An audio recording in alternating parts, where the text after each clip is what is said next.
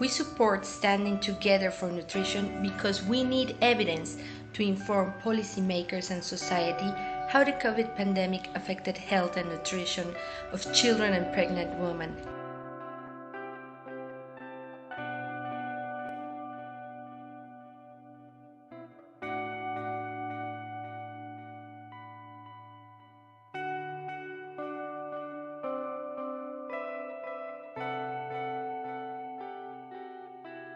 United, challenging times when COVID is impacting on all systems.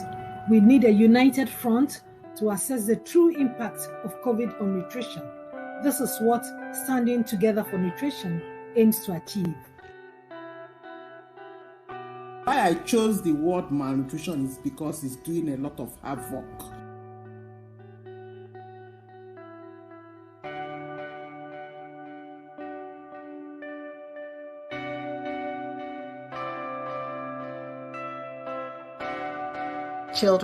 Children are our future, and there's 283,000 additional child deaths due to malnutrition caused by this pandemic that we are projecting here. These are not just numbers or statistics, these are real children that are alive today, and if we don't act now, run a risk of not reaching their 5th birthday. We cannot let that happen.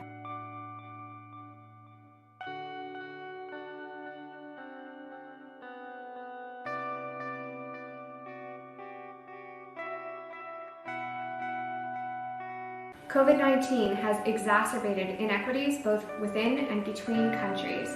I believe that the advocacy the consortium is doing is essential to increase knowledge and motivate action to build back after the pandemic.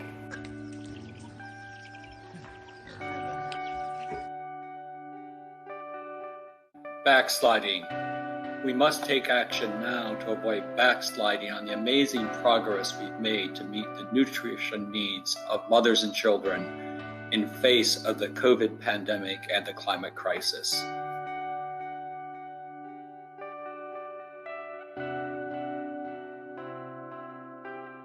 My word for Standing Together is together. Countries and communities around the world must work together, act together to address the crisis during COVID-19 pandemic. We must act with urgency to support the most vulnerable in low and middle income countries to prevent all forms of malnutrition and their consequences to save generations, especially in this pandemic, in this involving COVID-19 pandemic. Act together, work together, all the people in the world. Yes, we can.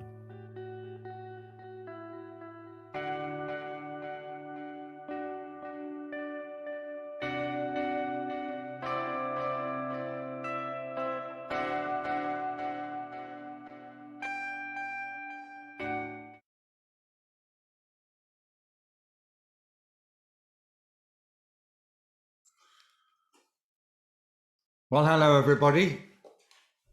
I hope you can hear me and actually see me as well. We are here at this event organized by Standing Together for Nutrition.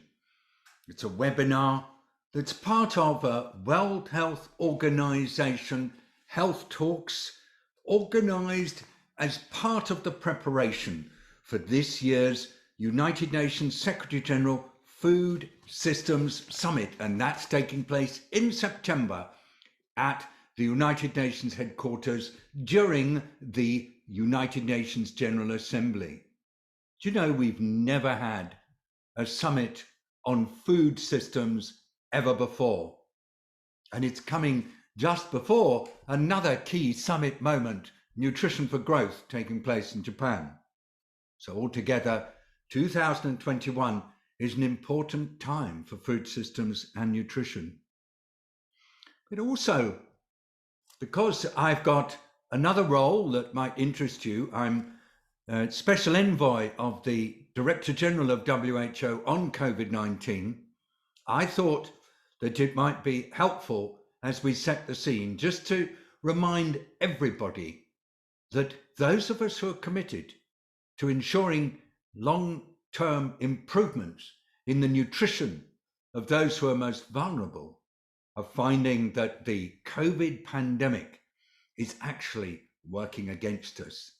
There are reasons why the COVID pandemic is contributing to more malnutrition and suffering.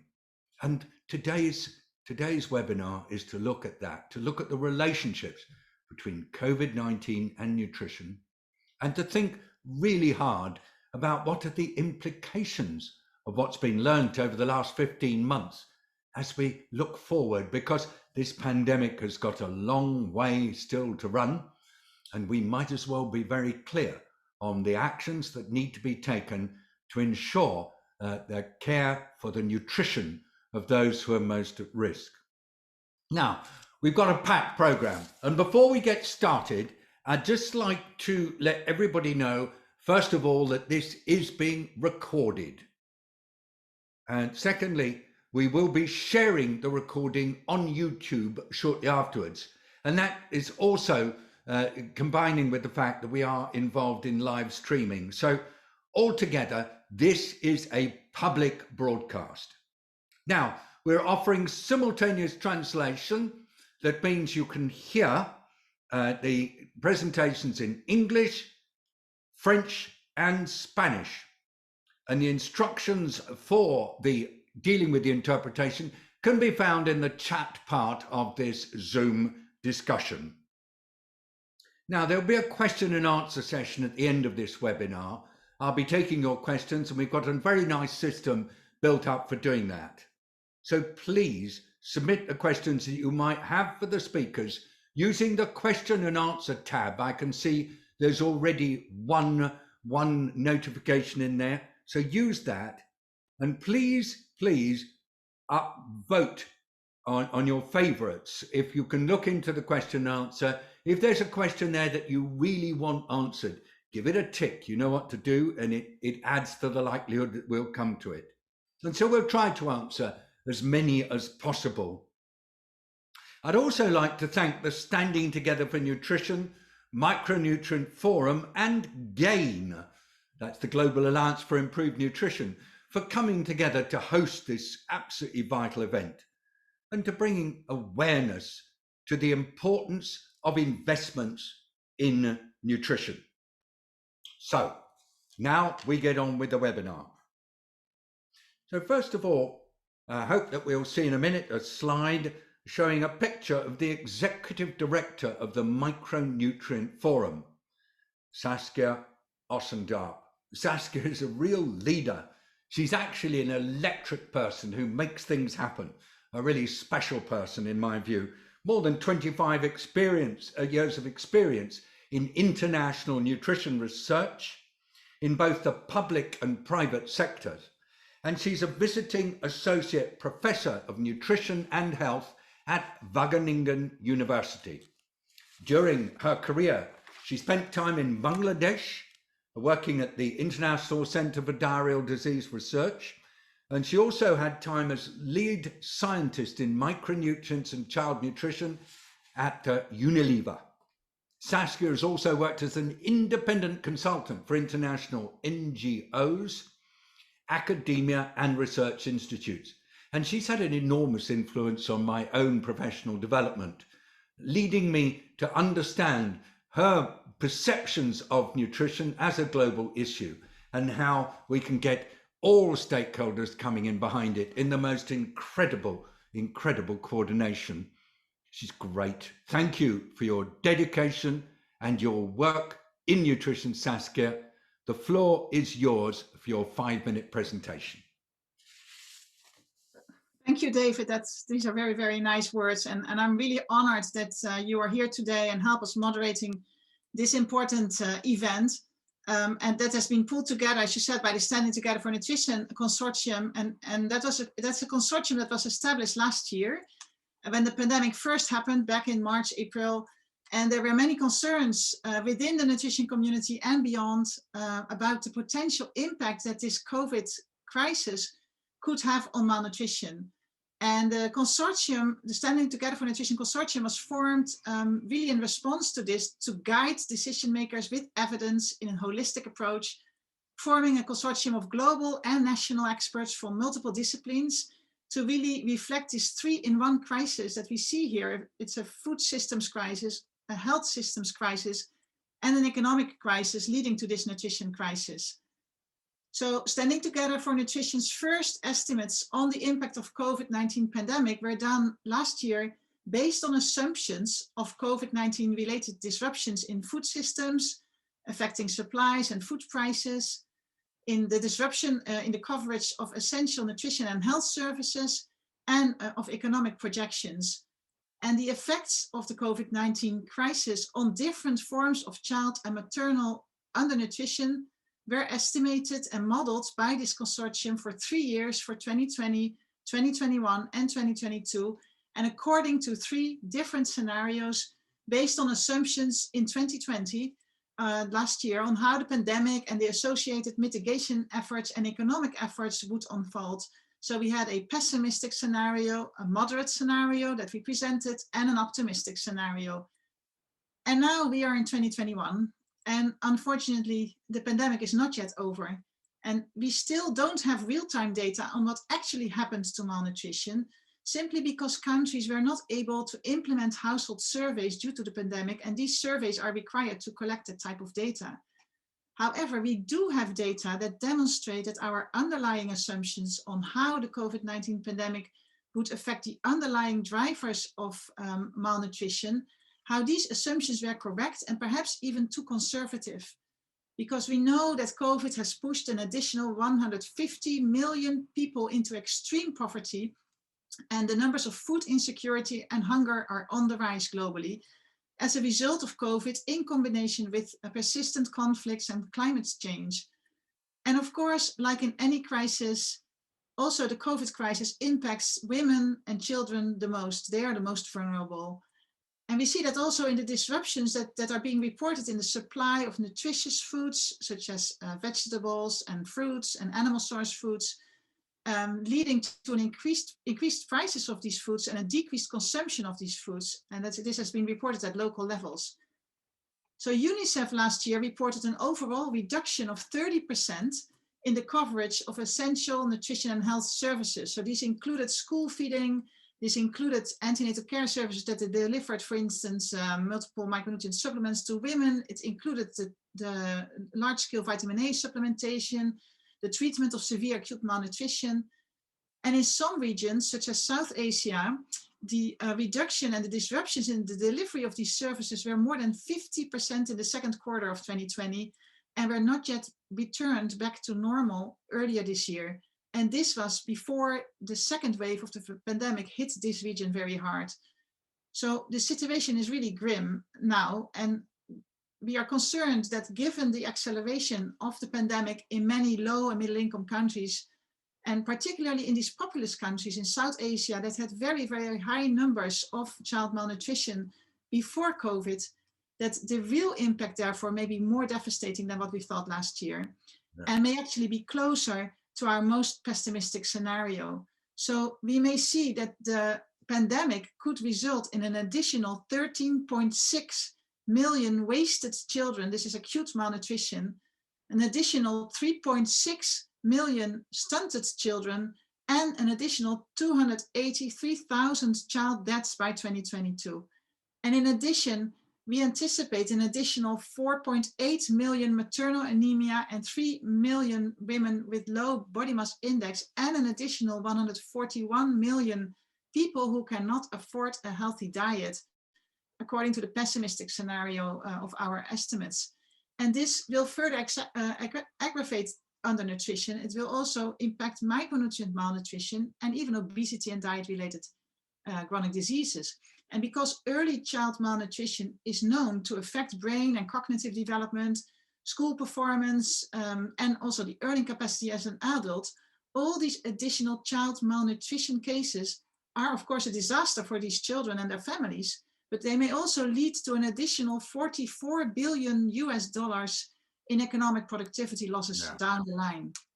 And there also are immediate impacts that we can expect on the pandemic mitigation efforts, particularly in countries with very high undernutrition rates.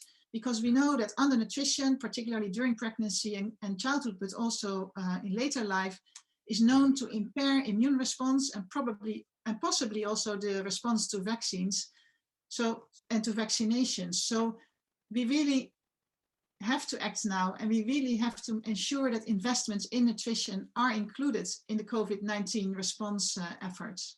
Thank you, David, and over to you. Oh, thank you. Saskia's last point, everybody, is the key point. And I felt that the way she built the argument was just great. Investment in ensuring good nutrition has to be a part of the COVID response. There's just no alternative, because the alternative is unthinkable. There's enormous number of children actually suffering as a result of the nutritional impact of COVID and the response to COVID. Thank you, Saskia, for stressing just the enormity of the problem and the need for action now. And so that brings us to our next presenter. I'd like to invite Sean Baker to give us a global perspective on what's going on. Sean brings 30 years of international public health nutrition experience. He was the first director of nutrition at the Bill and Melinda Gates Foundation. He's currently the chief nutritionist for the United States Agency for International Development, or USAID. He chairs the agency's Nutrition Leadership Council. He also oversees the vision and strategy of USAID's Center for Nutrition. And he's very active in this center within the Bureau for Resilience and Food Security. And he's coordinating nutrition-related events right across USAID, as well as guiding investments and engagements with partners to address malnutrition in developing countries. So that's Sean's achievement. I know this person as the most incredibly generous, open-hearted, and highly effective connector for nutrition. He turns people on to the issue. And so it's with enormous pleasure that I offer you the floor, Sean, to talk about the global picture. Thank you. Thanks so much, David, for that generous introduction. And I echo your thanks to the Standing Together Nutrition Consortium and GAIN and the Micronutrient Forum and WHO for pulling this event off. I always like to start at the beginning of why is nutrition important. 45% of under 5 deaths attributable to malnutrition. And for those children who survive malnutrition, we know we fundamentally impaired their futures. And we need to lead with that, because for just what you said, David, for those people who say, okay, well, we can wait until we deal with COVID before we can deal with nutrition, or that nutrition is competing with other priorities, that is not acceptable. The last 13 years have, to my mind, really seen a revolution in nutrition, and that's based on 4 decades of experience in nutrition, starting with the 2008 Lancet series on nutrition, which catalyzed action, including the creation of the Scaling Up Nutrition movement, where we're now at 63 countries, 4 states of India, getting very strong targets on nutrition endorsed by the World Health Assembly in 2012. The first time we got serious as a community about financing for nutrition with the first Nutrition for Growth Summit in London in 2013, getting nutrition enshrined in the Sustainable Development Goals, particularly SDG 2. And we have been on, I think, a positive trajectory. Not enough progress, but progress. And so I am, if you look at the Global Nutrition Report, if you look at the 3rd Lancet series, which came out at the beginning of this year, you can see, yes, there's progress, but not enough. Now, I'm a glass half full guy, because when I see that there's not enough progress, I also see the evidence that there's enough progress to know we can do it. And this brings me to what I say are the 6 no's. We know the problem, we know what works, we know how to take to scale what works, we know what it costs to take to scale what works, and we know how to measure it. And now, because of these projections, we have even more information of what the cost of inaction will be. And as David, you had said, the cost of inaction in face of this pandemic, to me, is unacceptable, and we cannot let it happen. These projections are invaluable and they are grim. And we could be in a situation where we lose a decade of very hard-won progress. But again, I'm an optimist, and projections are not destiny. we can take urgent actions now across the food systems, the health systems, and the social protection systems that can mitigate the impacts of the pandemic on the nutrition of women and children and put us back on a trajectory where we will be reaching those WHA targets and sustainable development goals.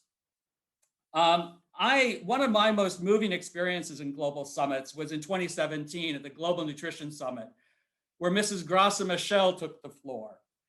And she reminded everybody in the room and on the global stage of the promises we have made to women and children to deliver on nutrition. And she said, as a mother and a grandmother, and I quote, "You can never break a promise to a child." And as David, you've laid out at the beginning here, in this year, we have great opportunities to keep our promises to women and children throughout the world. With the United Nations Food Systems Summit, the Nutrition for Growth Summit, already Canada, Bangladesh, Guatemala, Nigeria, Pakistan, and Senegal have kicked off the Nutrition for Growth Year of Action in December 2020. We really are in a position to elevate nutrition as a fundamental issue, not a competing issue, to achieve everything we're trying to achieve. And we see what the cost of inaction can be. So we really need to go forward. And I think it's incumbent on everybody on this call and a much broader agenda to make sure that the projections that Saskia shared with us are not our future, but we can fight against that future and make a better future for women and children across the world. Thanks, David, and back over to you. Oh, Sean, what a start. Can I tell you, everybody remember this vintage Sean Baker quote: projections are not destiny. And that's what's so important. You see, we've got these projections and actually we can be pretty certain that they're close to the truth. But the point is that we can act and we can prevent them from being destiny. Stenica, you've got your hand up. Do you want to come in? Okay, I'm assuming the hand up is just one of those things. Look, everybody, share your thoughts on what Sean just said, because we want to get material coming into the Q's and A's, coming into the chat, then we can build on it. And now I'm going to move to our next speaker, Megan Kane, Director for the Global Health and Nutrition Platforms Division of the Health and Nutrition Bureau at Global Affairs Canada. Megan is responsible for Canada's international commitments and investments in nutrition, infectious and emerging diseases, health systems strengthening, and global health platforms, including Gavi and the Vaccine Alliance. We're super lucky that this really busy person is able to join us. And so, Megan, thank you for being here. Over to you for your inputs. Thank you. Thanks, David. Bonjour à tous et à tous. C'est un très grand plaisir d'être ici avec vous aujourd'hui afin de partager la perspective du Canada sur l'importance d'investir dans la nutrition comme un élément critique dans la récupération de la pandémie COVID-19. During these difficult times, when more is required of all of us, Canada is proud to be working with so many of you to tackle the growing nutrition challenges the world is facing. We know that malnutrition rates were increasing prior to the pandemic. We know that the pandemic is exacerbating inequalities and threatening to reverse decades of hard-won development gains, as my previous speakers have mentioned. And we know that women and girls are facing the impacts of this most acutely. Past crises have taught us, often at too great a cost, that nutrition simply cannot wait. Nutrition programs aimed at women, children, and vulnerable populations cannot be deprioritized. The economic case is clear. Not only does nutrition have one of the highest returns on investment, it increases returns in all other sectors as well. Funding for nutrition means bigger impacts for every dollar invested in health, in education, in gender, in economic growth. And we know that good nutrition helps boost the immune system, lowers the risk of becoming critically ill with infectious diseases, and supports faster recovery when infected. If our response to COVID-19 is to be truly effective, good nutrition must be a cornerstone of our efforts. The biggest vaccination campaign in history is underway. The COVID-19 vaccine campaign creates a unique opportunity for bundling together critical health interventions, in particular in low and middle income countries. And I would challenge us all to think about how we can take advantage of this moment. How can we leverage the investments that we're making in immunization campaigns to bring nutrition information to communities? How do we ensure that those healthcare workers are empowered to recognize nutritional deficiencies and get people the information and the care that they need? We need to target our efforts to those who need it most, the women and girls who, despite planting the crops, working the fields, and selling the food at markets, still earn and eat less than men and boys. We need to reduce the data gap facing the food security and nutrition sector by generating evidence-based data to support sound policy decisions, to better understand who is suffering from hunger and malnutrition, where they are, and tailor solutions to local contexts. Working with the Standing Together for Nutrition Consortium and exploring how the pandemic has affected populations has been a key part of Canada's effort to bridge this gap. Most importantly, we must work across sectors and across stakeholders to find innovative and cost-effective public, private, and voluntary sector solutions to the nutrition challenges we're facing today. Official development assistance alone is not enough. We need all hands on deck to protect the nutrition gains that we have made. For our part, Canada is committed to improving nutrition for the world's poorest and most marginalized, especially women and girls. As Sean mentioned, in December, our government, along with Bangladesh, co-hosted the launch of the Nutrition for Growth Year of Action, which mobilized over $3 billion for global nutrition. Canada committed 520 million Canadian dollars to nutrition-specific interventions over the next 5 years. We will deliver on our nutrition commitments, including essential nutrition services like micronutrient supplementation, antenatal care, breastfeeding education, while working to end this pandemic. And we encourage others to join us. We hope to see a cascade of pledges for nutrition from now until the N4G Summit in December. Il y a encore beaucoup de travail à faire, mais en travaillant ensemble, nous nous assurons que la nutrition demeure une priorité dans nos efforts de récupération de cette pandémie et que les voix de les femmes et les filles soient autour de la table pour le bien-être de tous. Merci. Thank you, David. Merci, Megan Kane. Hey, everybody. That was absolutely great. And one thing I really enjoyed was Megan saying, you know, we are in the midst of the biggest immunization campaign that I think any of us will have ever lived through. This is a giant campaign, a global campaign with vaccines that will probably have to be adjusted at intervals, so it'll be ongoing. And what an opportunity, as Megan suggested, to build our thinking about nutrition into all the interactions that are going to take place around the immunization campaign. Thank you again, Megan. Thanks for the support from Canada on the investments in nutrition. So valuable. Now we're going to move into a conversation between voices who've been working on nutrition in different locations. These are people actually that I've known well, and I'm so glad that they're here. So I'm going to introduce them all. And they're going to be discussing what they are doing in their country settings to integrate nutrition into a holistic approach to responding to COVID-19. And so I'm now going to bring on stream for talking to you the following. First of all, Secretary Mr. Lokman Hossein Mia, who is in the Health Services Division of the Ministry of Health and Family Welfare in Bangladesh. Then Shweta Kandawal, Public Health Foundation of India. And then Abdullah Carr, National Executive Secretary at the National Council for the Development of Nutrition in Senegal, and Bernice Cunningham, who is a youth voice from Nicaragua. Bernice will speak in Espanol, Abdullah will speak en français, and we will run the panel in a multilingual way. Now, everybody, remember, your Zoom should enable you to access interpretation if you want to. There is a button down at the bottom on a computer which looks like a representation of the globe, and it says interpretation underneath. And if you click on that, which I'm just doing now, it gives you the choice of languages, English, French, and Spanish. Do give it a try, and I will make certain that I will tell you when we're shifting languages, and so you can find your way in.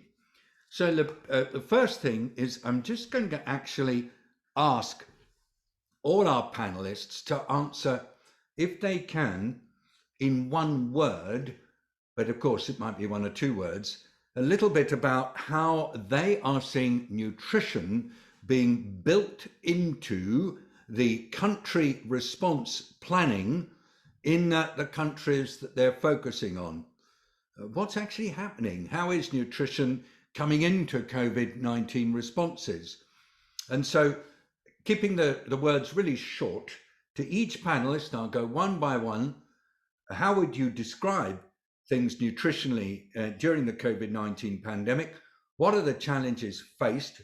And if you can, just quick, and then I'll come to you for longer comments in a minute. But first of all, to Secretary Lokman Hossein Mia, quick take, sort of prelude to your answers now, please, sir.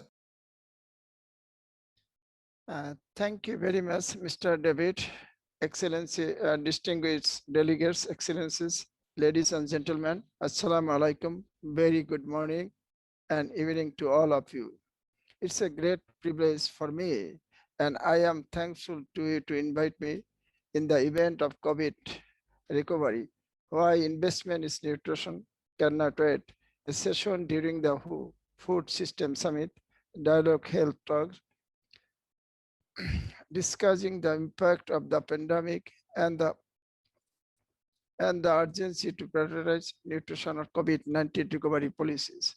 Bangladesh has made immense achievement in economy, food security, health and nutrition, and its progress is steady since 2010. The country is on track for achieving its child nutrition status set under the NPN2 Second National Plan of Action Plan of Nutrition by 2025. Over the past decade, malnutrition rate have declined. Stunting is now below WHO critical threshold of 40% started. Of the children decreased from the 36.1% in 2014 to 30% in 2017. Wasting also decreased from 14%, 40.3% to 8% during the same period. However, like many other countries, COVID-19 threatened us to reserve this trend as risks undoing the hard-earned progress that been achieved.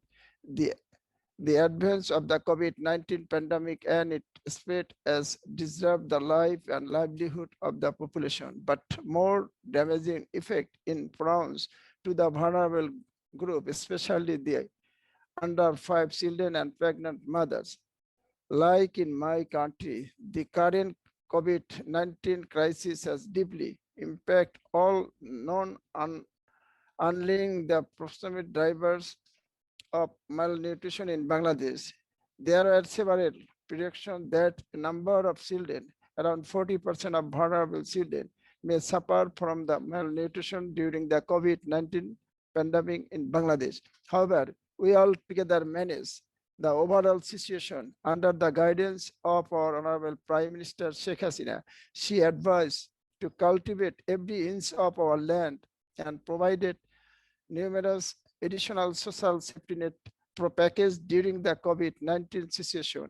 We are providing hand cash as well as food package to the poor people and taken several local oriented initiatives to manage this crisis. We all together working, and at least we are in a better position now in the Southeast Asia region.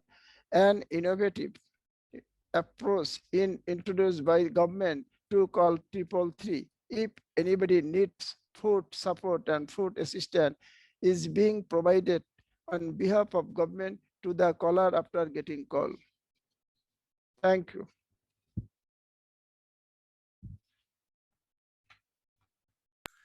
Secretary Mr. Lokman Hossein Mia, could I thank you very much indeed for being very precise on what you've done. And I want to draw everybody's attention to something you said, highlighting it, that you've had incredible experience with being able to contribute to reductions in levels of both stunting and wasting in Bangladeshi children. And you took account of this as COVID started to hit in Bangladesh. So you prioritized both health and nutrition for young children, and you believe on the basis of that you've been able to build on your long-standing experience to reduce the risk that COVID was going to lead to a great increase in malnutrition among Bangladeshi children. This is wonderful news, and thank you for sharing with us the care that's been taken in Bangladesh to build on previous experience. And I hope that we really are able to, as a result, see that there have been numerous young children protected through the quality of the action that's been undertaken. I'd now like to go to Shweta Kandawal. Shweta is from the Public Health Foundation of India. What would be your opinion on the situation for children in India as a result of the way in which the pandemic is moving right now? And in the efforts to build the resilience of populations, is it possible to weave in nutrition as part of the response in your country? So over to you, Shweta. You have the floor now. I hope you don't mind me referring to you by your first name. Sorry. Thank you. No, absolutely all right. Thank you for those important questions. I think the situation in India is unfortunately very grim. The good part, however, is that it's not sidelined completely, because the ministers here, the leadership here is cognizant of the fact that malnutrition exists in a massive way. And therefore, there are some schemes and programs which they are trying to get up and running. There are obviously services which have been hit because of COVID and because of distancing issues and other infection-related scares. But the overall situation is very, very grim. It needs urgent nourishment and nurturing, in one word, as you had asked. I'm sure, I think, in terms of response of what India can do and how nutrition can be addressed while working in terms of building the resilience of population. I have some inputs in terms of solutions, but I think I should come to that in the next round. So I'll hold my comments here. Thank you. Back to you. Thank you very much indeed. It's a grim situation, and urgent nourishment and nurturing is needed. And I think what you've just made clear to us all, Shweta, is that this is not something that can wait. It's a bit the point that Sean was also making. Weave it in now. Don't delay. It could be too late. So grateful to you. To Dr. Abdoulaye Carr, National Executive Secretary of the National Council for the Development of Nutrition in Senegal. So Abdoulaye Carr, there have been major disruptions in food systems and nutrition due to the COVID-19 pandemic. With food prices on the rise, how can we ensure food systems reach vulnerable populations with micronutrient-rich foods? Abdoulaye Carr, merci beaucoup. Vous avez la parole maintenant. Bienvenue à notre panel. Merci beaucoup. C'est une joie immense, David, de te retrouver et de retrouver tous les champions de la nutrition dans ce panel et ce webinaire. David, je vais te donner quelques mots. Tu vas choisir après comme apéritif. Je vais d'abord te donner le verbe se réinventer. Ensuite, je vais te donner quelques qualificatifs: agilité, opportunisme et créativité. Parce que avec le vécu que nous avons au niveau du Sénégal par rapport à la problématique COVID-19 et ses impacts sur le système alimentaire, sur le système sanitaire, nous avons dû traverser faire ces actions-là. D'abord, nous réinventer. Ensuite, avec des caractéristiques d'agilité, des caractéristiques de créativité, mais aussi d'opportunisme. Vous avez touché un point important sur le système alimentaire par rapport aux groupes les plus vulnérables. Quand on est sur une perspective nutrition, nous sommes situés sur la jonction entre les services spécifiques nutrition et les services sensibles nutrition pendant cette période de pandémie. Alors, comment est-ce qu'on va, sur les questions de ciblage, sur les questions de choix stratégiques par rapport aux initiatives communautaires, qui vont renforcer les capacités de résilience des communautés. Quel choix faire? Dans le domaine de la sécurité alimentaire, s'il s'agit d'agriculture ou d'élevage, qu'est-ce qu'il faut faire? Quelle option prendre pour renforcer la résilience? Quand il s'agit de protection sociale, quel type de filets sociaux de sécurité il faut mettre en place? Nous sommes passés à travers tous ces filtres de réflexion pour mettre en œuvre certaines interventions. Et ce que nous avons remarqué, c'est que le fait de se concerter avec les secteurs en question, comme la santé, de nouer des alliances avec la santé, nouer des alliances avec l'agriculture, nouer des alliances avec la protection sociale durant la période de pandémie, donne de la visibilité à la nutrition. Et que dans le dialogue qui se passe actuellement sur la prévention et la prise en charge de la COVID, on parle beaucoup de système immunitaire. Et on nous considère, nous, nutrition, comme un intrant. Quand on parle de vitamine A ou quand on parle de zinc, tout le monde sait le rôle du zinc pour le système immunitaire. Donc, nous avons eu plusieurs, et nous avons toujours, je pense, plusieurs opportunités, et c'est là l'opportunisme que nous devons développer pour mieux nous insérer dans ce système holistique. Parce qu'aujourd'hui, nous ne pouvons plus travailler de manière verticale. C'est horizontal. Je pense que tous les gouvernements l'ont compris, mais c'est à nous de démontrer que nous, nutrition, nous avons déjà la solution. C'est ça l'apéritif. On peut développer tout à l'heure. Oui, merci pour l'apéritif. J'attends beaucoup l'entrée, mais merci beaucoup pour votre précision. And thank you so much for talking so clearly. I was easily able to understand you. Lovely to see you again, Dr. Abdullahi. Agility, opportunism, creativity. I'm not going to forget those words quickly. And that's lovely because everybody, that's what we're talking about. Sudden disruption of systems. It's no good waiting and doing a bureaucratic response. What Abdullahi Carr is saying is, come on, we've got to be opportunistic, we've got to be creative, and we've got to be quick. And that's right, isn't it, Abdullahi? That's what you've done. Well done. Merci beaucoup. I'd like to go now to Bernice Cunningham. Bernice, je parle en anglais. There have been major disruptions in food systems and nutrition. What role do you see should be played by youth in driving a change? Bernice, you have the floor now. Thank you so much, and it's a pleasure to be here with you all. I think from the youth perspective, we need actions. And I always remember a quote that say, think global, but act local.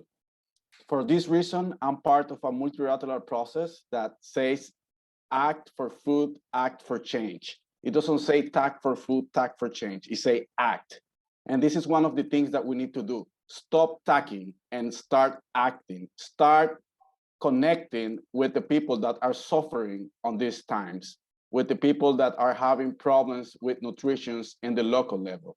I think it's very important that we direct the investments in farmers, in local farmers, that we direct the investments in local youth, that we direct the investments in the most vulnerable people. And one of the most important things that we need to do is not to monopolize all the investment just in governments. We need to find ways that we could send investment direct on the people that are suffering. Here in Nicaragua, for example, in my country, when we have the COVID-19 crisis start, we have this dilemma that it was just impossible to lock down because some people have to decide, or I die without food, or I die of COVID. That was the thing that they have to decide.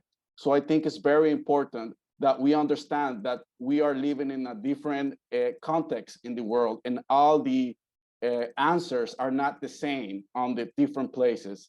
And it's very important that we dedicate our time and our investments in the youth groups that are on ground fighting this war on health. And finally, I want to recall that in nutrition, there are a lot of simple solutions and solutions that we know and solutions that we should invest. And one of the things that I think when I understand this crisis is the phrase of Hippocrates, let the food be our medicine and the medicine be our food. Thank you. Bernice, thank you very much indeed. Let the food be our medicine and the medicine be our food. And let's involve young people and act now. Right through the chat, I'm seeing a lot of emphasis on immediacy, not waiting, and getting going. And our panelists have been fabulous and they've been very precise. But I want to give, because they've been so brilliant, I want to give each of them an opportunity to make one last remark before we move to the next panel. Just a sentence that you want everybody here, all 245 people who are connected, and the many more further away who are going to be joined on various live broadcasts that we're adding to this. I want your main message. So first of all, I'm going to invite our secretary, Laxman Hussain Mia from Bangladesh. What would your one sentence encouragement to everybody be right now on the relationship between nutrition and COVID-19, sir? Thank you very much. Please give me opportunity again. It's a pleasure to me. Finally, with you ask me to with a sentence. We call for the accelerated and concerted action and long-term investment in nutrition to strengthen the food system of Bangladesh to be able to mitigate the impact of COVID-19 on nutrition outcomes. Thanks. So that's it. From Bangladesh, ensure there is the capacity in the system to respond to the nutritional emergency. Thank you very much, Secretary. Very, very clear. Let me now go to our second speaker, to Shweta Kandawal. Shweta, your one sentence that you want us all to remember, and I'll repeat it, and I really will come back to it again and again. What would yours be?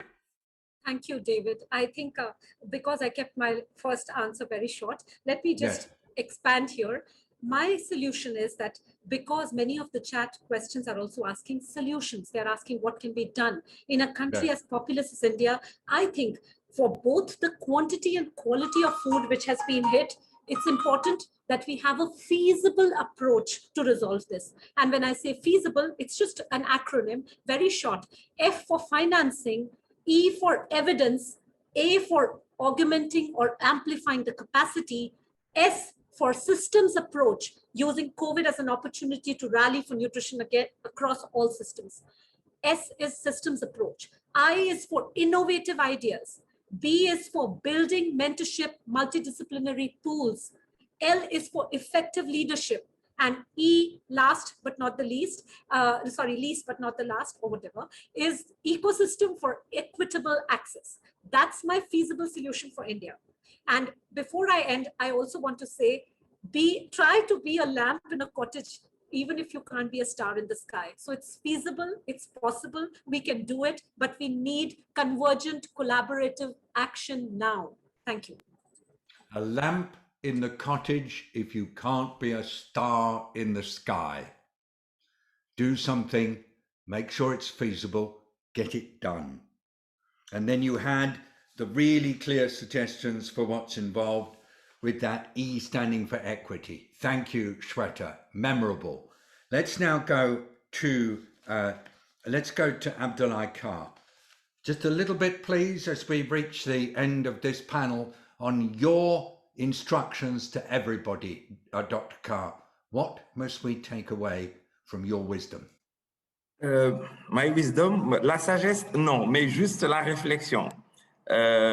Avec la nutrition, on fait d'une pierre plusieurs coups. Et la nutrition est au service des questions transsectorielles, cross-sectorielles. Et la nutrition est une opportunité, une belle opportunité en ces périodes de vulnérabilité pour pouvoir servir de plateforme de réponse immédiate et efficiente et participative.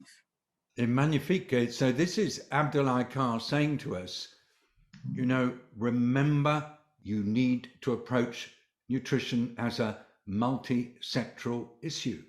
And even in this emergency situation of kids and others getting malnourished alongside their COVID, Abdullah Kar is saying, don't forget, be multisectoral. Is that right, sir? Because if so, yes, I want. And we are lovely and sexy nutrition. So we invite everybody. Yeah. Okay, that's a little bit of extra. I will leave it in your Extra, words. it's your extra, it's your dessert.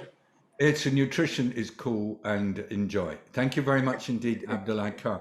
Let me go now to Bernice Cunningham. Your last words to everybody, Bernice. The thing that you really want all 244 people on this Zoom to leave here resonating in their ears. Bernice, please.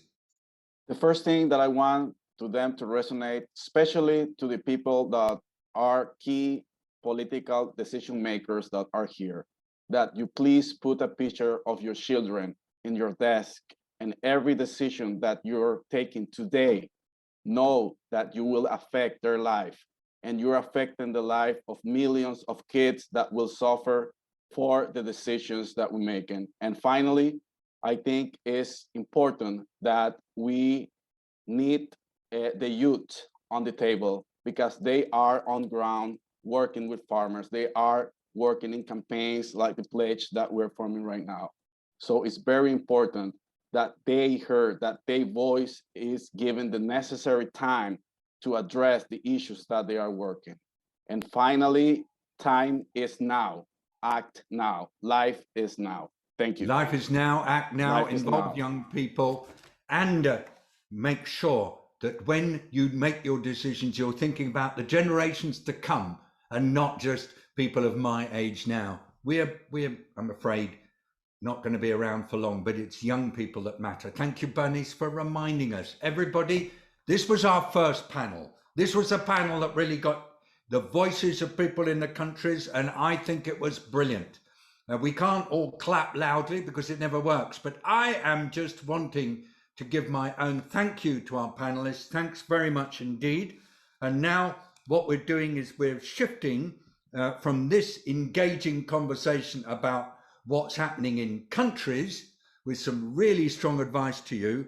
We're now moving to another panel, which is going to have a conversation on how to drive investments that enable countries to benefit. And for this, I'm going to ask Stineke Oenema, Executive Secretary of UN Nutrition, to be the moderator. Stineke, before you get the panel started, just help us a little bit. In your experience, what's it taking to get nutrition to come up the agenda? We heard from Sean what an extraordinary improvements happened, and you've been watching this process. You're in fact quite intimately involved in it. So what's going on, and what more do we need to do to keep nutrition moving up to the top? Stineke, you have the floor.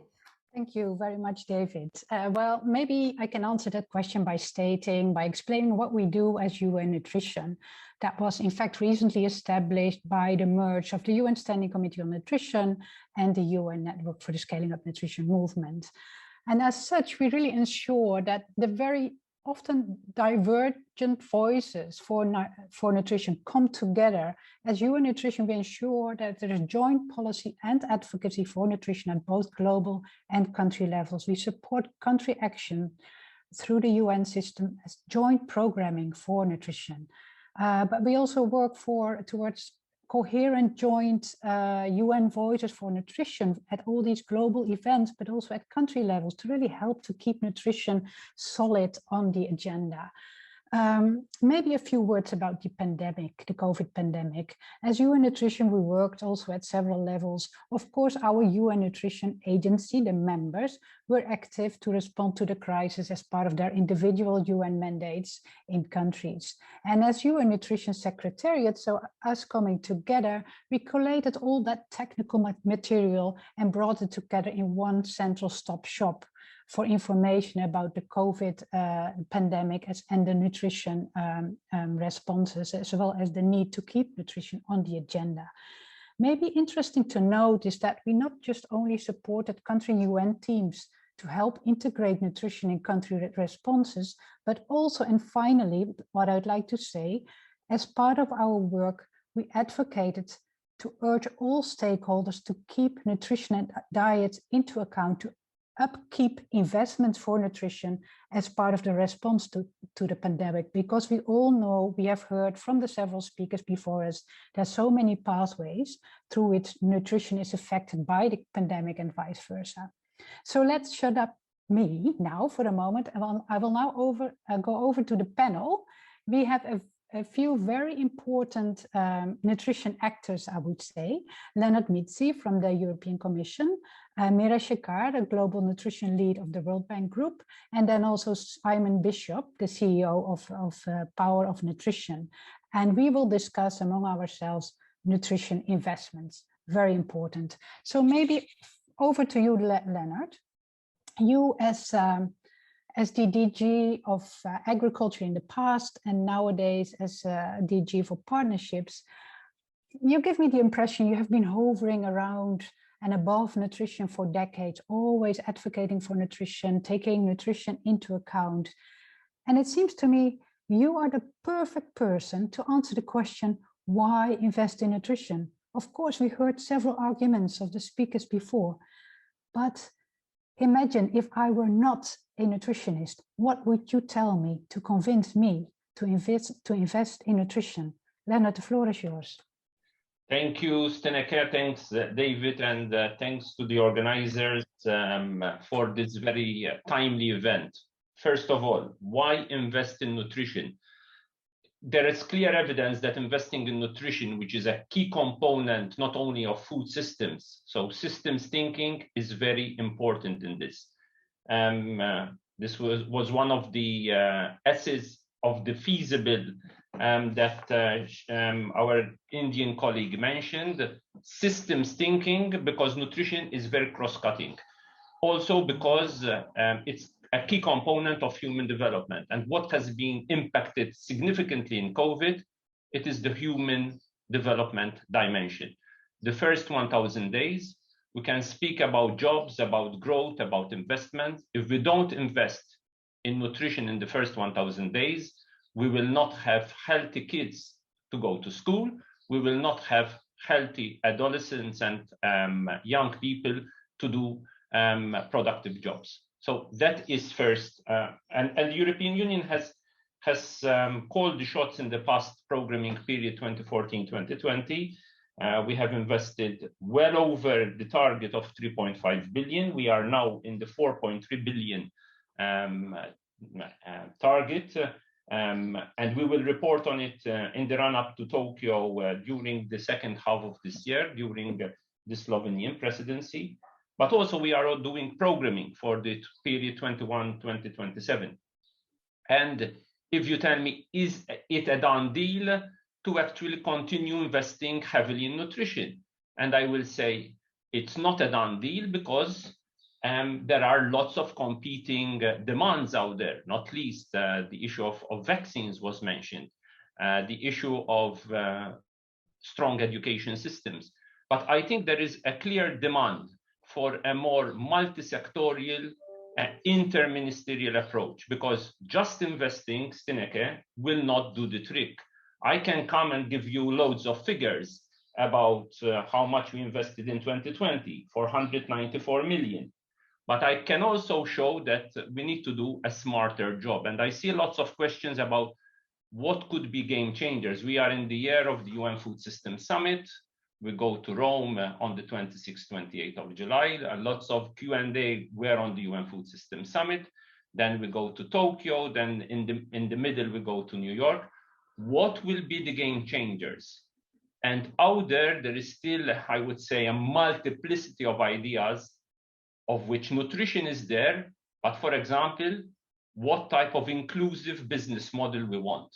Because what COVID has created, it has created a bigger gap not only in the developed world, but in the developing countries. So how to reach out to those who are most vulnerable, from the farm to fork, as we say in the EU Green Deal, small farm holders, women leaders in cooperatives, the youth, and also the children who we push a human rights-based approach in our portfolio and thinking.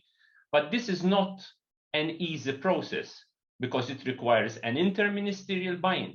So one of the solutions is, it's not just a question of how many billions you fund, but what are the smart investments. I was in one of these Zoom events, and it showed, for example, in the African Union and the African countries, that despite lots of investment as part of the CADE process, the Comprehensive African Development Program, some of the investments never reach the targets. Why? Because either of misalignment, misprogramming, communication problems, lack of absorptive capacity. So the first thing we need to do to get the best out of our nutrition investments is to have a cross-cutting approach.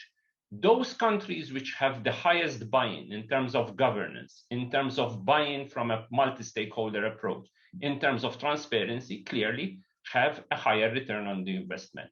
Secondly, I think we also need to go beyond the health ministry or the agricultural ministry. We need to have really a design program in close collaboration with the Ministry of Finance, so that if we do budget support, it is clearly done with clear metrics, with clear targets. And this we do via our budget support interventions. Last but not least, private sector investment. You will not do the game changers if we don't invest heavily in terms of private investments. And this we are trying to do with our European development finance institutions to de-risk investments, especially in small farm holders, in that missing middle, which is not an automaticity, because the de-risking of farming systems from a systems approach, and I'm not speaking necessarily about the gazelles of this world, I'm speaking about fragile states, it's not easy, and financial institutions need bankable projects. So I think in terms of food fortification, in terms of visioning of what we want to do in terms of scalability of our nutrition investments, in terms of intra-regional trade, we haven't spoken at all about trade. If you will want to create dynamics of nutrition about livelihoods, about a systems thinking, we need to create those vibrant local and regional markets. In Africa, those don't exist. We are still in 54 fragmented markets. And if we want to create regional dynamics, it requires systems thinking in terms of food safety, in terms of trade barrier dismantling, in terms of quality control, in terms of logistics, in terms of infrastructure. COVID is a risk, but it's also an opportunity to build back better, to depart from a business as usual model, but it requires also strong governance at multi-sector and multi-level, national, regional, and global. And hopefully between Rome, New York, and Japan, we can come up with those game changers so that we can move forward as from early next year. Over to you. Thank you. Thank you very much, Leonard. I mean, you made some very important points, and just to highlight two of them. First of all, we need to deal with competing demands. And we could do that by integrating nutrition in several sectors. And in addition, we need to make smarter investment in nutrition. So be very smart, make very good and clear targets and act upon those. So just those 2 points, but you made so many more valuable points. But I'd love to move on to our next panelists. Mira Shekar, we all know you as the Global Nutrition Lead at the World Bank Group. You're known for authoring many leading documents, among others, the Investment Framework for Nutrition, of course. We find ourselves at the eve of the replenishment of the IDA of the World Bank. Can you tell us what is needed to ensure that nutrition is part of that replenishment, that it is or remains integrated? Mira, over to you. Great, thank you very much, Stenike. And I want to reiterate many of the comments that Leonard just made, as well as much of what we heard in the morning from some of the others, especially Shweta's feasible approach. I must say, I really do like that. And as we've heard from everybody, action is important. The time for talking is over, but now it's the time for action. And action is not possible unless we have the resources to act. at a time, my mantra has always been more nutrition, more resources for nutrition, but also more nutrition for the money that we are spending. And some of the things that Leonard just said reiterate those issues as well. The focus on evidence, the focus on making sure we invest in high impact interventions and we can get results. So in terms of IDA, at a time like this with the COVID crises, we know ODA is challenged. We know that domestic resources in countries is challenged as well.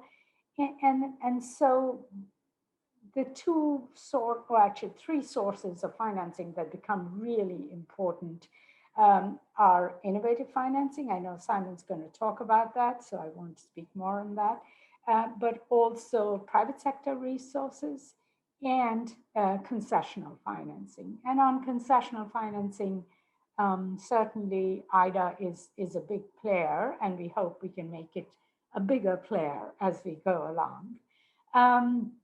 So just on that, as some of you may have heard, IDA 20 has been brought forward. The replenishment of IDA, which would normally have been next year, has been brought forward to this year.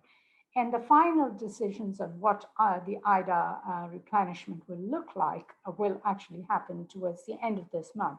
So anything I say is just simply items that are on the table in terms of, well, I'll focus on the nutrition issues, but everything is still on the table and being discussed. In terms of what is being discussed, certainly there's a lot of discussion around climate, around gender, around jobs, a strong focus on fragile and conflict states where it's really important to act, a very strong focus on crisis preparedness, as you can imagine, and lots of conversations around food and nutrition security. So in the bank, we are really making a concerted effort not to talk just about food security, but to talk about food and nutrition security in one breath. And those on this panel and listening on here know exactly what that means and why that is important, not to separate the two issues. And in looking for solutions for these issues, we are really seeking cross-sectoral solutions, as many of you have mentioned earlier, and cross-sectoral solutions that bring the whole of the World Bank's efforts together across sectors: social protection, agriculture, water and sanitation, health, governance, as Leonard mentioned as well. All of these things together, a whole of World Bank response to this really big challenge. There's some discussions ongoing in terms of the crisis response window that we have. But there's also a very good discussion ongoing that we need to respond both in the short term through issues, through mechanisms such as the crisis response window, but we also want to be able to respond in the longer term. And several people have already mentioned how important that is. And then lastly, I do want to mention one of the new themes that is being discussed, and I really want to emphasize it's being discussed. Nothing is agreed as yet, so I don't want to commit to anything. But one of the new things that's being discussed is the human capital theme. And I have a couple of slides that I want to share with you. So if tech support will put the slides up. I just want to emphasize the fact that because human capital is becoming so critical in the bank's work, we've done a fair amount of work trying to link how nutrition links with human capital. So can we get to the next slide, please? I just have 2 slides. So in this next slide, you see how human capital is defined as a measurement of a child that is born today. How much human capital can she hope to acquire by the time she is the age of 18? How productive can she be over time? And if you look at the human capital index, the index is three things: survival, school, and health. And the human, if we go to the next slide, and those of you who are more interested, please click on the link at the bottom of the slide. But what I really want to emphasize here is the link between the human capital index and nutrition. And so on the left-hand side, you see the index, one component of the index, which is survival to age 5. And we all know, everybody on this in this conversation knows that undernutrition underlies 45% of child deaths. So you can see how that is clearly connected to nutrition. If you look at the quality of learning, lots and lots of evidence that shows that stunted and anemic children learn less. Children with iodine deficiency have lower IQ. So again, a very strong link between learning and nutrition. And if on the health side, there are two components: stunting, which again, everyone is very familiar with, but also the other component is adult survival rates. And that is essentially a fraction of 15-year-olds who survive to the age of 60 years. And all of us know that we've seen increases in obesity rates across the world, but even in low-income countries, particularly in low-income countries.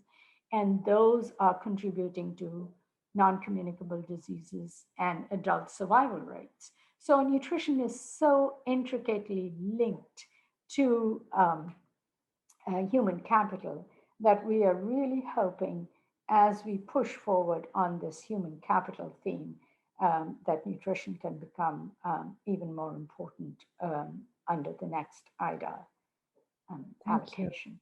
Let me stop there for a moment. Thank you so much, Mira, for sharing these insights about IDA with us, even though they are still on the table and are being discussed as we speak. I'd like to go to our third panelist without further ado. Simon Bishop, you are the CEO of the Power of Nutrition, which is in itself an innovative finance mechanism for nutrition. Could you explain to us a bit more what this is? What is innovative financing for nutrition? Is it a good avenue to pursue? Could you give any examples? Simon, over to you. Fantastic. Thank you very much, Seneca, and hello, everybody.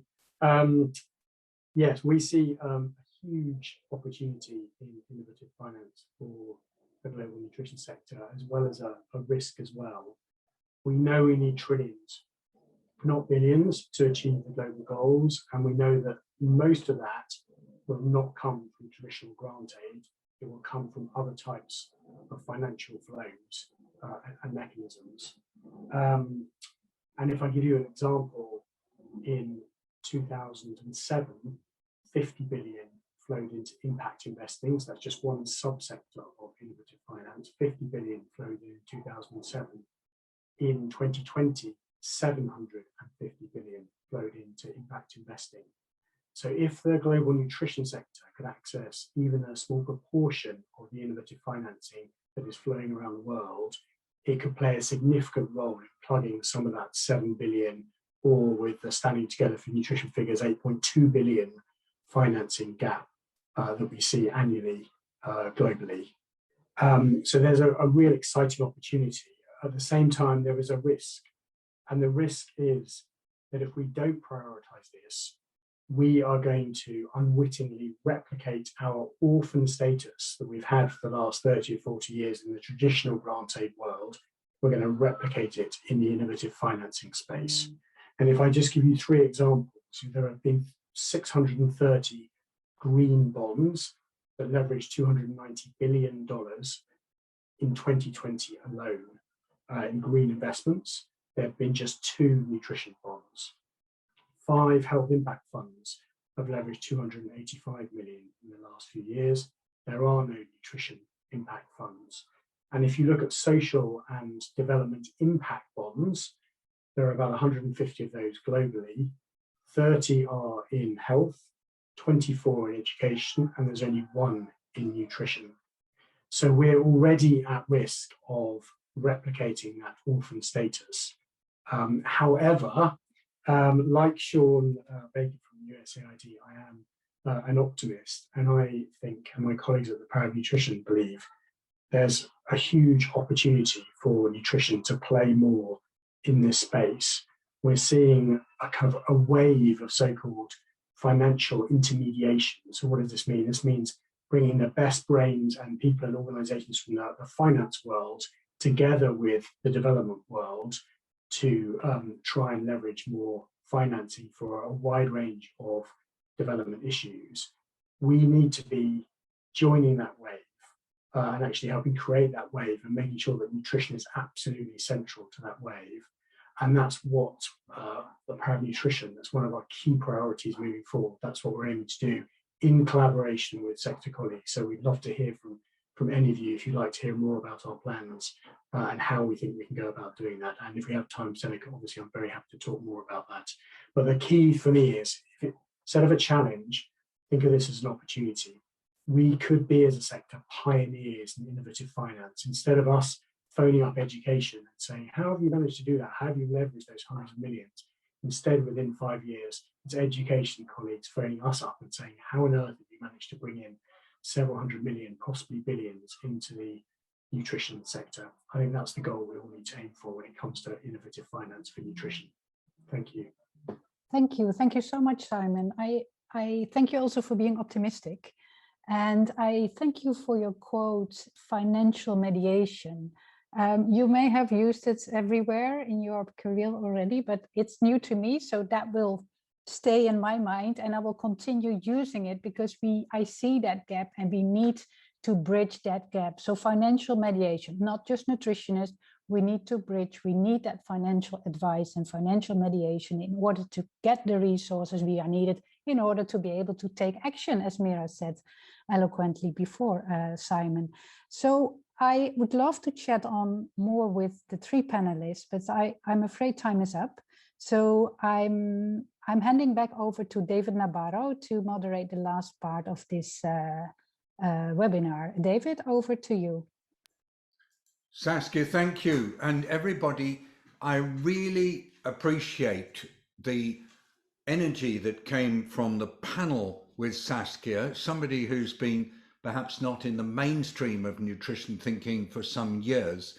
It's very exciting to hear from Leonard Mitzi and then from Mira Shekhar and then from Simon Bishop that this is an area where there is a real interest in investing within the context of wider thinking. And I was particularly impressed by the way in which each of our speakers brought nutrition into a wider set of concerns.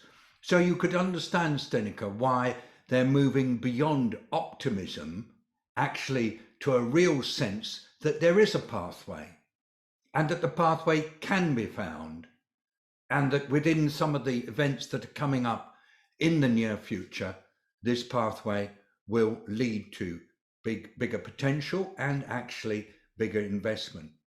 So that brings me, Stenica, to the last part of this session. And I'm going to really try to ask everybody who's been involved in this session to consider 3 big questions that have come through. And I'm going to give you all of you the 3 big questions. I'm going to wrap them together, and then I'm going to go to everybody and I'm going to say, what is your contribution? And then we have to finish on time, but I think we'll get there. I may need a bit of help. So all panelists who are still here and who are ready to talk, please light up your video so I can see you. And here are the questions and the people who've been asking. First of all, I would like to give you what Roxana has said. How can we prioritize immediate actions for nutrition without extra funding? Now, this is a situation that many panchayats in India were in last year, when hundreds of millions of people left the big urban centers and went towards their homes. And there was a need to make sure they could access nutritious food. And it was tricky because it took time for the money to come through. It did come through in the end. But the question to everybody is how to get nutrition prioritized without the cash. Number two, next one came from Swati. How to bring nutrition interventions both into the COVID prevention and control agenda and into concrete actions for recovery. So we want to mainstream nutrition in COVID speak and in COVID action. And then thirdly, from Smriti, how to maintain the current momentum for acting together that we've all got. And then a fourth question from Pat. In terms of child mortality, is there a case to be made for greater attention to child mortality as part of the world's attention to human rights? And can we put the child mortality impact of COVID into that human rights space to try to get more action? So those are the questions, just to pick up however you would like, and let's go right through. Let's go back to the beginning and just see whether or not we can hear from people. Saskia, would you like to start? Is there any comment you'd like to make on those questions that have been asked? And pick on whichever one you'd like. Yeah, the question on how can we ensure this momentum that we have during this crisis of really acting together. We saw that also in nutrition, very much so that that this really brought people together and speak more with one voice. It was also another comment that was raised, and I think that's very important. And I think events like this can help in ensuring that. And yes, we need to find a way to continue working together like we did during the pandemic, also after COVID, and make sure that that the evidence that is generated in the various groups is being translated into these powerful messages that can also convince others that are not naturally thinking about nutrition of the importance. So the financial figures may help there of the importance to invest in nutrition. Brilliant. So I very much think we need to continue with working more together. Thank you. You are so amazing, Saskia. You've gone straight for the key question of maximum impact and showing your commitment to leadership. We love it. Thank you. And to Sean Baker, I've given you a selection to choose from. Plus, you've also heard other people speaking. It's your moment to give your, I suppose it'll probably be your final reflections before the end of this session. Sean, you have the floor. Thanks, David. So I was going, in that menu selection, I was going to try to go for 1 and 2. I don't think any of us should be satisfied with no additional funding. At the same time, I've been incredibly impressed, at least virtually, talking to implementing partners on the ground, our partner governments, of the incredible tenacity and innovation about how do you pivot to keep essential actions going in light of the COVID pandemic, be it how do you go from very in-person social behavior change to using anything from cell phones to social media, et cetera. How do you keep businesses that produce nutritious foods, including fortified foods, open? And so I take from that our huge investments in the people on the ground, the institutions on the ground are paying off, and there's huge wisdom out there that we need to enable and draw upon. And then in terms of nutrition, the COVID and recovery, I mean, the themes I hear of, we want to save lives, we want to safeguard progress, and we want to build back better. Nutrition resonates with all of that. So I think it's a lack of understanding of how nutrition underpins everything we're concerned about. If we, the increased mortality due to increased undernutrition has started as soon as the lockdown starts. So if we want to save lives, particularly children's lives, nutrition is essential. We risk losing a decade of progress.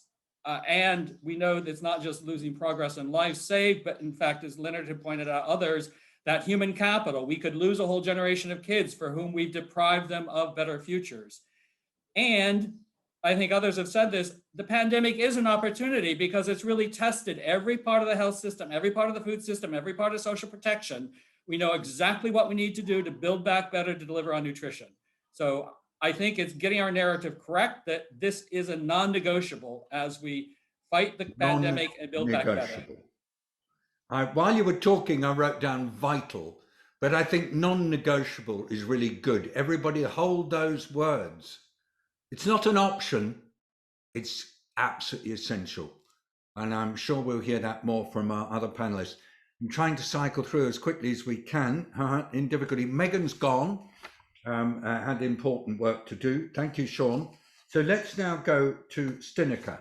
Stinica, your moment. And then Stinica, do you want to bring in your panelists quick, if you can, to see if we can give them a chance to speak? I'll tell you what, I'll bring my other panelists in first. I'm sorry, I missed them. Here we go. I'm just going to come to you in a second, but is Laxman Hussain Mia still on? Any comment on the questions from you, Secretary? Would you like to? I know it's awfully late. All right, might come back to you. Shweta Kandawel, would you like to comment on the question? Thank you, David. I think I like acronyms a lot. So as for COVID, we say COVID appropriate behavior, which is the CAB. I thought for these three answers, whether it's about prioritizing or concrete actions or momentum, I also have a CAB here, which is capacity, C for capacity, because I think building up capacity relatively quickly without cash is also one option. Using local leaders, local youth, that's very, very important for me. So therefore, capacity is for C. A for advocacy with all my might and with everybody's might. So that's my A for, CAB. And B is build back better, as all of us have been reiterating. Build back better with local solutions. Again, my emphasis is on the word local here, because I think the solutions will come from your own region. Thank you. And so I'll bet you that when it comes to advocacy, you do not hold back. You are there, you are strong, and that's so important. Thank you. Secretary, yeah, sorry, Shweta. Secretary, Mr. Hussain, would you like to come in now, sir? Thank you very much. Please give me opportunity again. COVID-19 threatened to reserve this trend and risks, undoing the hard-earned progress that been achieved. WHO 2020 as and the additional 3.9 million children under 5 could suffer from the wasting of the South Asia this year due to COVID-19. I recommended keeping nutrition high on the agenda, strengthening the nutrition service, and leveraging the Sun movement and the multi-sectoral platform, and also social and economical protection mechanism are lifeline to the household already struggling with the food and nutrition security. Engagement and meaningful interaction with all agencies, within the government to address the challenges in need to, as much as multi-sectoral platform, and no one single actors can address such challenges on their own. Collaborating is key. Right, I love that, Minister, Secretary. I love that because you've stressed we have to do it together, and we have to do it using the platforms. Thank you, and thank you for your leadership. To Abdullah Kar, try to be as quick as you can, just because I'm running out of time. Oui, David, juste par rapport au ministre des Finances, pour le convaincre, en cette période, je pense qu'il puisse comprendre que la nutrition, comme investissement, en fait, donne une intersection entre la santé, l'agriculture et surtout santé et agriculture, ces deux aspects qui sont extrêmement importants. La nutrition constitue l'intersection. Comment on peut développer le rationnel pour que le ministre des Finances le comprenne? Parce qu'on parle d'économie résiliente. Pour que le pays puisse être autosuffisant sur une alimentation de qualité, pour avoir un effet sur la santé, mais aussi avoir de la valeur ajoutée et intégrer des chaînes de valeur qui soient réellement nationaux et locales. So everybody, good nutrition is resilience. And the Minister of Finance loves resilience, because that's strength and that's a real asset. So thank you, Abdoulaye. And Abdoulaye, I know you spend your time chit-chatting to the Minister of Finance in Senegal, and I look forward to more info on that as we move towards the Food Summit and Nutrition for Growth. Thank you very much. Bernice, would you like to give your advice based on these questions you've heard? You have the floor. Yes, I think we have to realize that climate change is affecting some of these countries in a very hard way. In Nicaragua, for example, we didn't have rain, and this is affecting all the food systems. So I will emphasize again on the fact that we need to put the youth voices on the table to discuss these solutions. Thank you. Young people not as an afterthought, young people there in the front, at the center, leading the effort. Thank you very much. And the rest of us, we've got to actually do our part and not simply just say, no, it's up to the young. No, we have a responsibility. Thank you, Bernice. Stinica, please, your moment. Yes, thanks, David. And allow me to go to the panel first, and I might take the liberty of answering one question as well. So maybe Leonard, would you like to provide us with your thoughts related to the 4 questions? Stinica, I will try also to blend 2 questions. First of all, multi-stakeholder approaches requires from the farm to the fork. So we need, for example, what we are trying to do in certain value chains, cocoa in Ghana, Cote d'Ivoire, involving farmers' organizations, traders, private sector, youth, women's organizations, ministries of environment, ministries of agriculture. This is a systems thinking which requires from the bean to the chocolate. It's not an easy process because, David, we need also to embed a human rights-based approach in all this.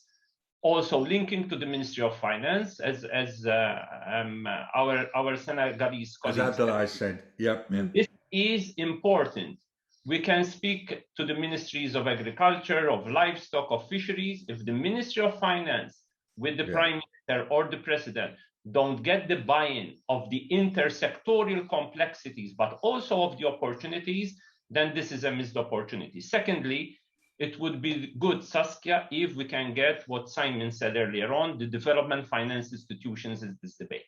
The donor community will not address the financial gap. We need to leverage with innovative financing. There is financing out there, but we need to make it bankable. We need to link good policies with smart investments, and evidently the DFIs have a critical role to play. Otherwise, the gaps will remain there. Over to you. That's excellent, Leonard. You said it's not easy, it's complex, but it's doable as long as we are able to convince the Minister of Finance and, if needed, Prime Minister as well. And then again, of course, innovative finance to complement good policies, good smart policies. Mira, over to you. Any additional thoughts? All the questions, one question? Yeah, great questions and great conversations as well. I think from the only additional thing I would add is that we really need to break out of this echo chamber that we have of talking to ourselves. We all reiterate to ourselves that we need to do this, but the important thing to do is to bring other people, other sectors, other decision makers into this echo chamber. We need to join hands with them. We need to focus on trying to get more resources for nutrition, but also more nutrition for the money that is being spent, so that we can speak to efficiency of spending. Those are the sorts of things that ministers of finance want to hear about, and as well as development ministers. And as Leonard said, the development institutions like the bank that I work with have a really important role to play in this. We're ready, we're willing, we're able to play this role, but you need to keep nudging all of the development finance institutions to do more. And also at the same time, be able to show that we can produce results, because ultimately nothing succeeds like success itself. And that is really critical. So let me stop there. Thank you so much, Mira, for reminding us that nutrition is too important to leave to nutritionists alone. We need to reach out to others. Simon, over to you. Any final thoughts? That's a good segue. Thank you, Mira, for mine, and I'll answer question one. Around the world, big companies aren't just being measured on how much money they make, their bottom line, but increasingly on their environmental and social track record. And in fact, they can borrow money, borrow capital in the markets more cheaply if they have a proven positive environmental and social track record. However, huge amounts of money is going into environmental climate change, obviously welcome. But I was speaking to a financial analyst the other day. He said, absolutely, would go into the social bit and into nutrition if these big companies and if big investors like pension companies knew anything about nutrition. They don't. We could literally have 2 people running around the world educating ESG departments of big multinationals and of big investors like pension companies, and 2 people could leverage, I'm confident, hundreds of millions into the sector. Thanks. That's another valuable thought. We need to, in fact, really employ, make use of these very few people that have this ripple in the pond effect, this wave, this tsunami for nutrition. And if you allow me, David, could I say maybe one final word about the question about human rights that was kind of addressed in between the lines a little bit. But of course, that's a very wholehearted yes. Of course, there is a case for human rights if children are dying. We have a convention on child rights. We have the right to food. We have the right to health. And these rights are indivisible. And these rights come with responsibilities. And that's the word I wanted to say again. Rights come with responsibilities. So governments act. We know what we can do. We can and should mobilize the resources. So let's go for it. Let's do it. And let's save these lives. Thank you so much. Over to you, David. Well, everybody, we're right up against the wire. We've had a really amazing session, super lot of material packed in. And we will be closing very, very shortly. I'd just like to acknowledge that the interpreters are still here. Thank you for giving us just a little bit of flexibility. Everybody, 171 people connected just now. You are part of the nutrition effort that has built up over the last 20 years. Nutrition has become more visible to decision makers, and its significance is without question, but it's still one of the best kept secrets in the world.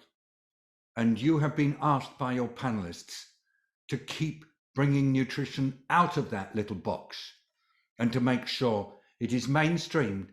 And you just look at what Mira Shekhar has done in the World Bank. As the lead nutritionist, she's managed to get the subject so that it is in the minds and in the words of those in very senior positions, because she's shown them that nutrition contributes to human capital. And it's that kind of effort by all of you. Sean working in USAID, Secretary Hussain inside the Bangladesh government, informing the Prime Minister all the time of what's going on. And then the efforts in India, which are beautifully, beautifully given to us and clearly articulated just now as we were getting these excellent ideas from Shweta. And then Abdullah Kar saying, look, you've got to actually get the Ministry of Finance there. And then Bernice saying, and if you don't involve young people, you're nowhere. So everybody, that's the message. Get the secret out there. Don't let it be a secret anymore. Nutrition is transformative. And in COVID, nutrition has been hurt. And there are children and there are adults and there are older people as well as younger people who are just really suffering because of this COVID. And I think we've all heard about it, and some of us have seen it, and it's just not going to be at all compatible with the developments that we've been working for. And remember, COVID is still here. It's huge and it's not going away. It's swirling and surging. And so just everybody, if you talk COVID, if you talk human rights, if you talk human capital, please talk nutrition all the time. There's still a lot more to be done. Thank you, everybody, for being here. And look, just a few quick comments. We're asking you to contribute your voice. So we're going to put a poll up at the end. And I want you, as you fill that poll in, also to be thinking all the time, what am I going to be doing more for nutrition in the coming months and years? Share the messages on social media, in broadcast media, in your workplaces, in your universities, in your social lives, with your friends, with your partners, with your families, with those you love, because it's the most important message. Nutrition matters, and you've all helped to bring it up into the public domain. Please don't stop. With all of your thanks and our thanks to the organisers, you heard who they were.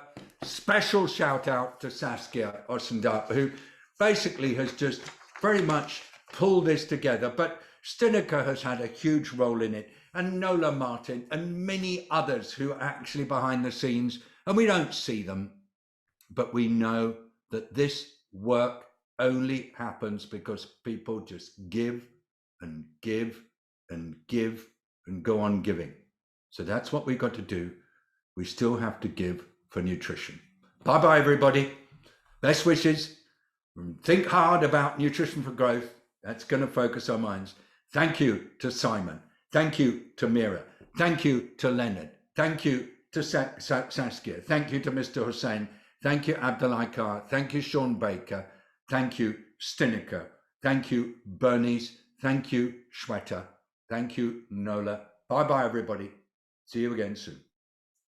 Thank you. Thank you. Bye. Thank you. Bye.